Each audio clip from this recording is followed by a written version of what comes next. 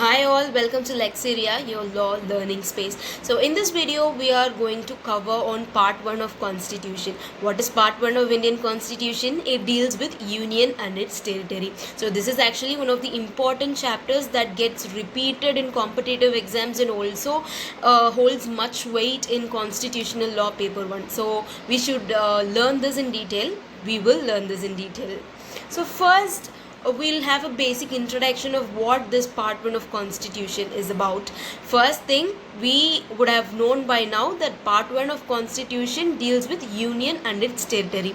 Second, it consists of 4 articles, that is from Article 1 to Article 4 of Indian Constitution deals with union and its territory, where it says what type of polity that a country has, what is the name of the country, and who has the authority to decide and alter the boundaries of the state and also the boundary of the Indian country on the whole and all. So this is actually the gist of what it is held from Article 1 to Article 4.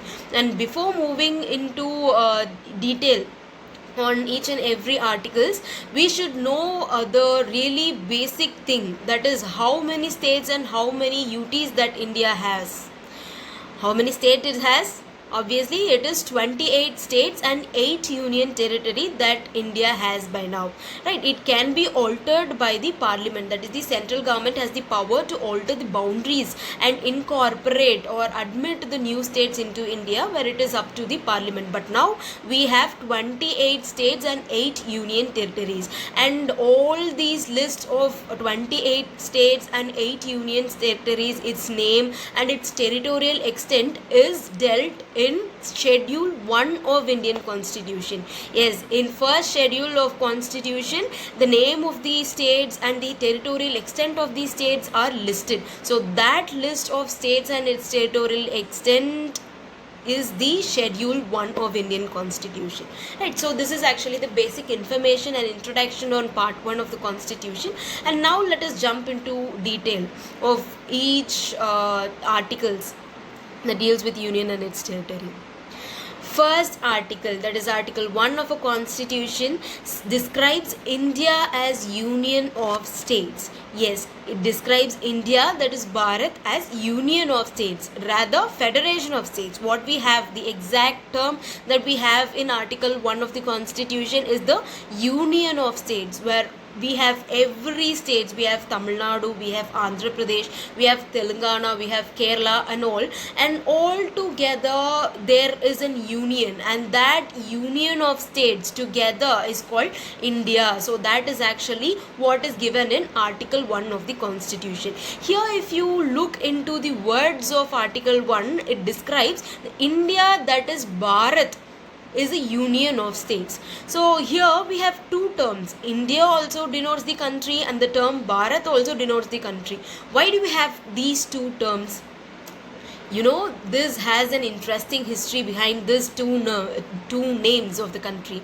First, it is actually in the Constituent Assembly, where it is the Constituent Assembly which drafted the Constitution, right? So in the Constituent Assembly and drafting committee and all, there were members to the committee, and all these members differed when it comes to name of the country. Some of the persons wanted India to be the name of the country as it is a modern and more stylish one, and the other group of people in the assembly wanted Bharat as a traditional name for the country, that is for the new country. So it can also be not given on the basis of majority, because equal number of people supported these two names. That is, one part of people wanted India to be the name and the other part of people wanted Bharat to be the name. So what they did is they brought both the terms, both the names of the country into Article 1. So Article 1 is the mix of both terms, India, that is Bharat, as a union of states.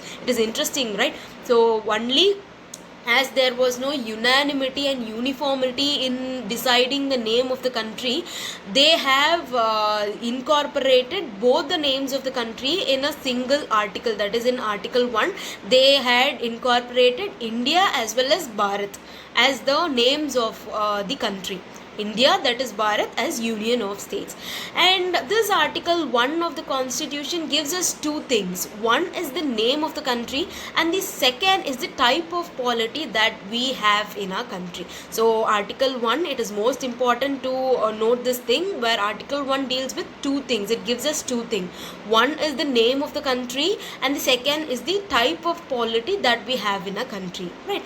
So we all know that our constitution tries to give us a federal state and a federal structure, but we have this union of states in Article 1. So this union of states we have as a result of opinion of Dr. B.R. Ambedkar.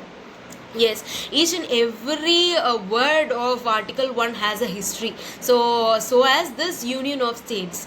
Okay, so though Indian Constitution tries us to give a federal structure, our Dr. B.R. Ambedkar, who is the chairman of drafting committee, preferred the name of Union of States instead of Federation of States.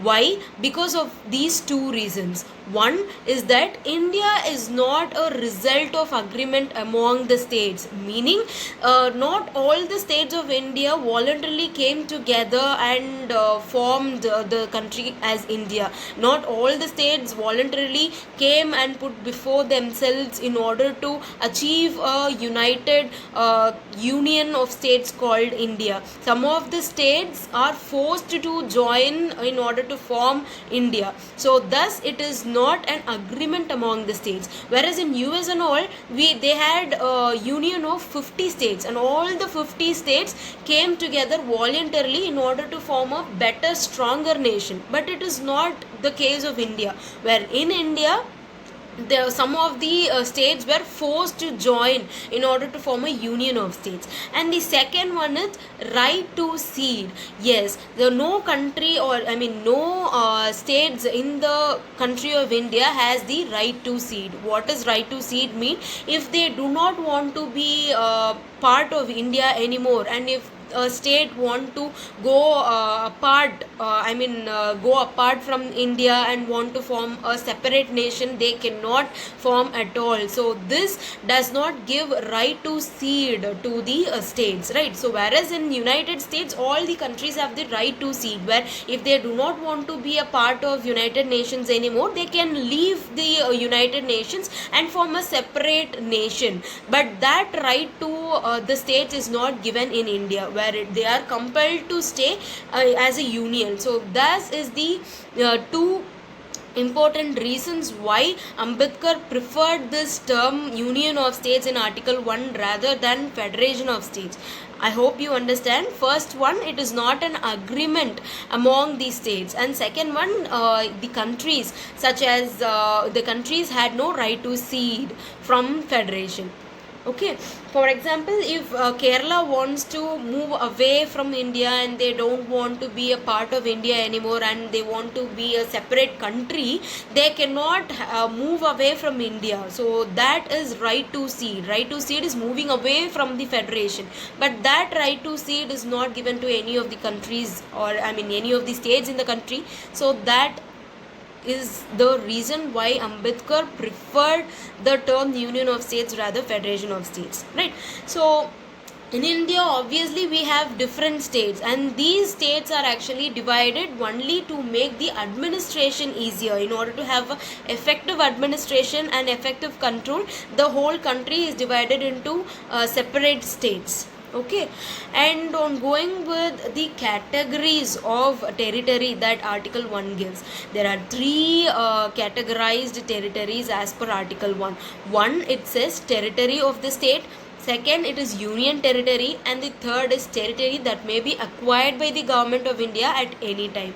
Yes, Article 1 gives us all these territory as territory of India. What are all the territory that it is categorized? First one is territory of the states. Second one is union territories, the UTs. And the third one is territory that may be acquired by the government of India at any time. What does this mean? The third one means, it means that India being a sovereign nation and a sovereign country, it has the power and the right to acquire other territory, right? As India is a sovereign state, it can acquire the foreign countries or foreign areas, and that acquisition of foreign areas should be made only by the modes which are recognized by international law, right? So as said, India has the power as the sovereign nation, it has the power to acquire foreign states, but it can only acquire through the modes that international law recognizes. International law has recognized certain modes of acquisition as a valid one, such as occupation, that is whenever there is no ruler in a country, or cession when it is a gift from the other country, or whenever there is a purchase of area from the other country and all. So these are all the modes that are recognized under international law. So the international law recognizes certain modes, and India as a sovereign country can acquire foreign countries as per the modes which are recognized. Okay, so has India acquired any of the foreign areas or any of the foreign regions? Yes, India has acquired some of the foreign regions and all. So for the best example is Puducherry, that is Pondicherry, Goa, Sikkim, and the UTs of the Daman and Diu, and the UT of Nagar Haveli, Dadra and Nagar Haveli, and all they are acquired territories of India. They are not originally with India, where these were actually the foreign territories that were acquired by India. Sikkim also is also one of the acquired territory, right? So India is an Indian territory, that is Indian boundary has three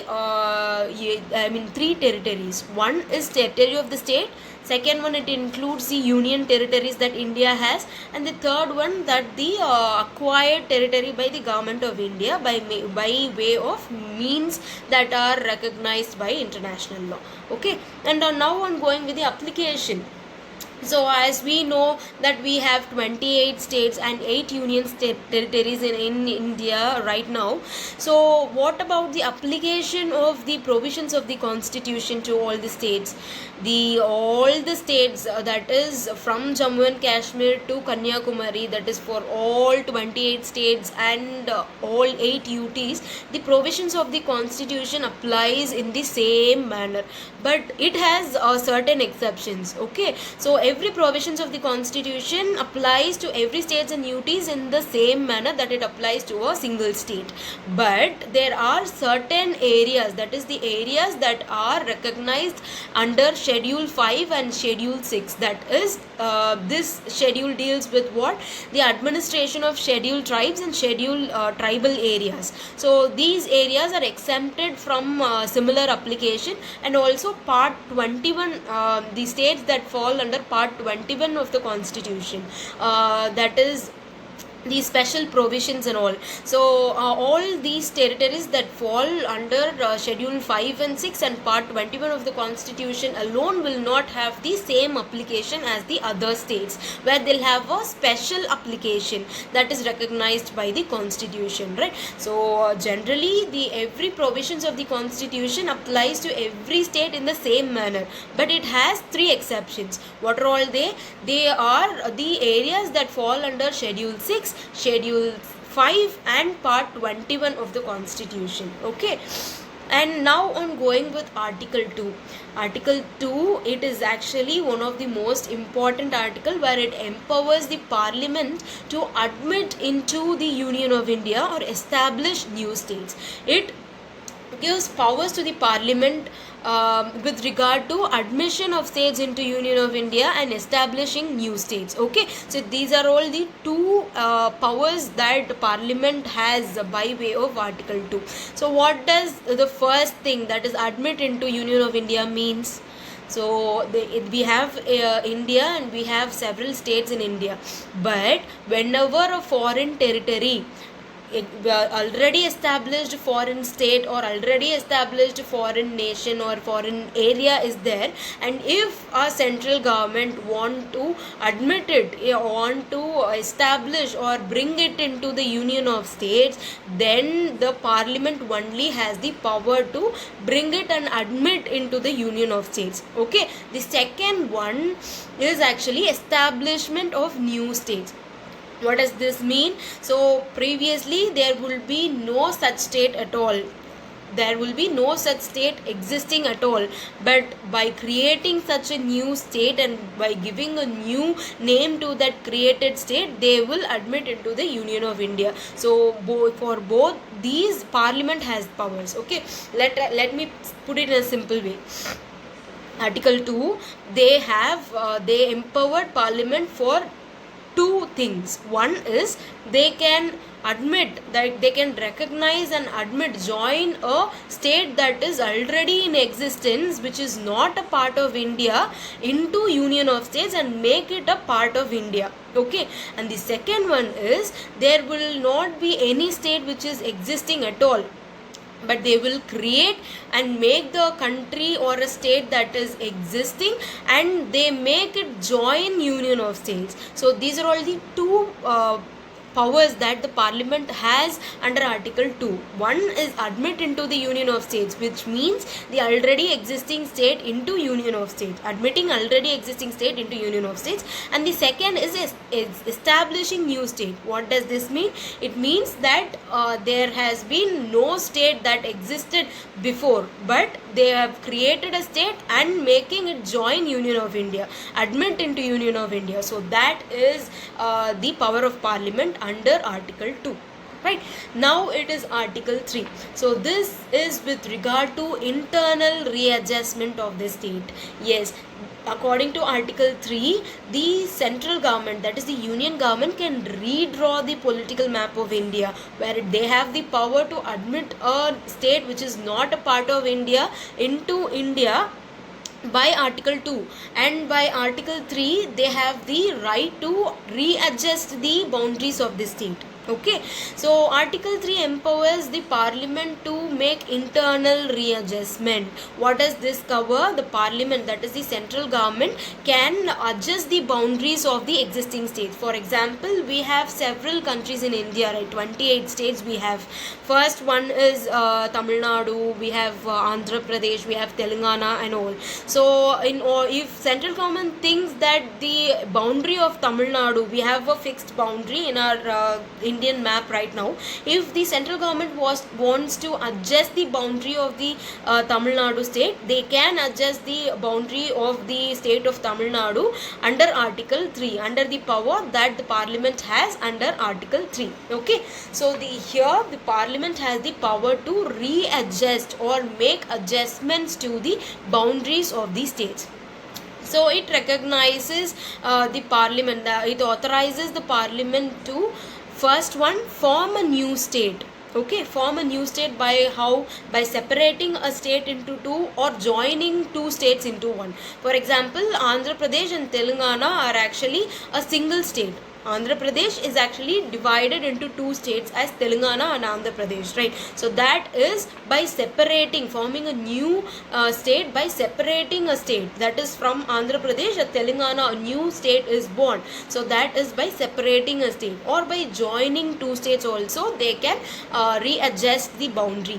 The second one is that the parliament can increase the area of any states. For example, if the parliament want to increase the area of Kerala, they can redraw the boundary and increase the area of Kerala.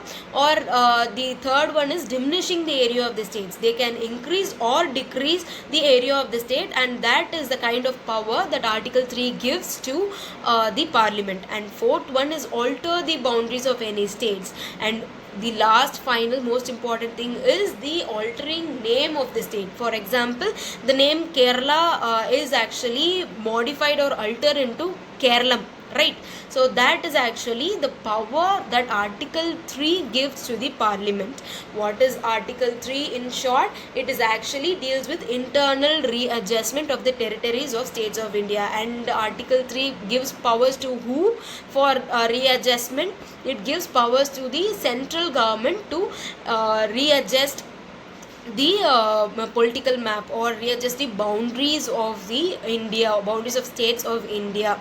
Okay, by what they can readjust? They can by forming a state, by separating it, or by joining two or more states and increasing the area of any state or decreasing the area of any state, altering the boundaries of any state and altering the name of any state. So the Parliament has these much of power where they can readjust the boundaries of the states. They can form a new state or increase the area as well as per Article 3.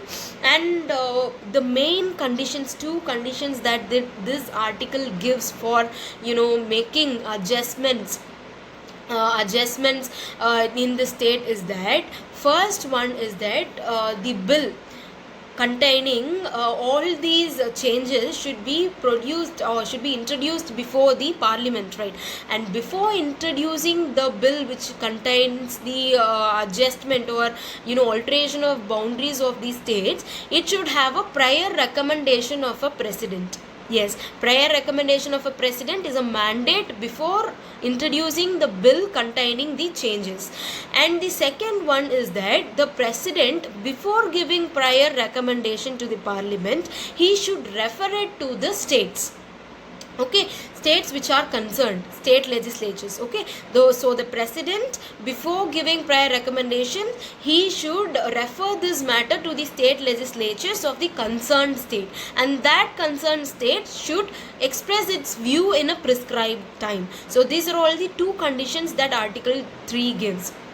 It gives the power of the Parliament to readjust the boundaries of the states, and second one is for making such alterations to the boundaries, two conditions should be followed by the Parliament. And what are all the two conditions that article gives for altering the boundaries? First one is prior recommendation of the president, and second one is the before giving prior recommendation of the president should refer the matter to the concerned state legislatures to express its views in particular period of time. Okay, and this second condition is not applicable when it comes to union territories. Why?